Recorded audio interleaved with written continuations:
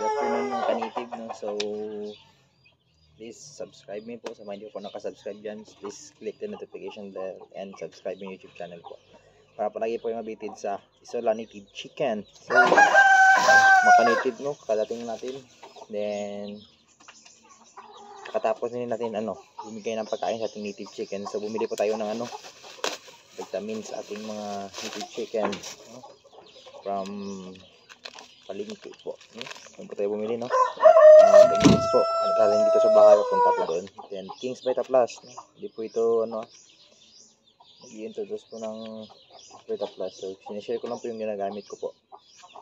So ito po, King's Vita Plus and Vitamin Pro po. Ito po para po sa pagkain nila, nahalo ko po din ito po sa tubig, no? From the old.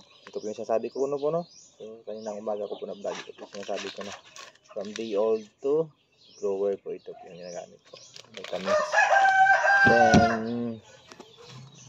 Then update ko po kayo sa ating mga nangingitlog na manok. So ito po yung ating nangingitlog na manok, no? Meron na po rin po silang pisa po na isa na din. Yung karang araw meron din isa po yung pisa nila, so hindi po maganda. Then ito po yung ating itlog ng ating mga manok po. So hindi ko po siya nalagyan ng sahig dahil tinatanggal niya po. So kaya tinanggal ko na din. Then meron din po tayo dito mga kanipis, yung white po natin. Yan po yung bumuto po ng 24 pieces out of 26 egg. Dalawa lang po yung hindi napisa. Then check natin yung iba nating po mga kanipis, so kung meron. So wala dito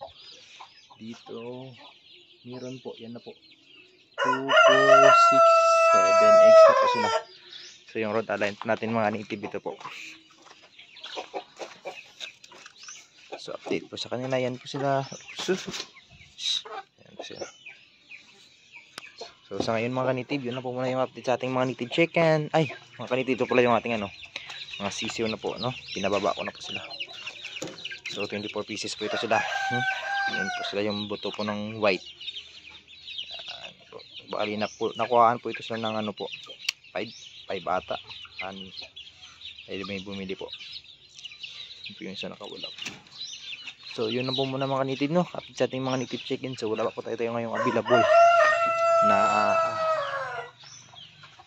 na native chicken po na ibibenta kasi nagpaparami po tayo ulit. So yan po sila, yung mga naiwan sa atin, no? We have 10 hens and mayroon pong mga maliliit pa, yan po sila sumusunod po. Bali 15 pesos po yan sila.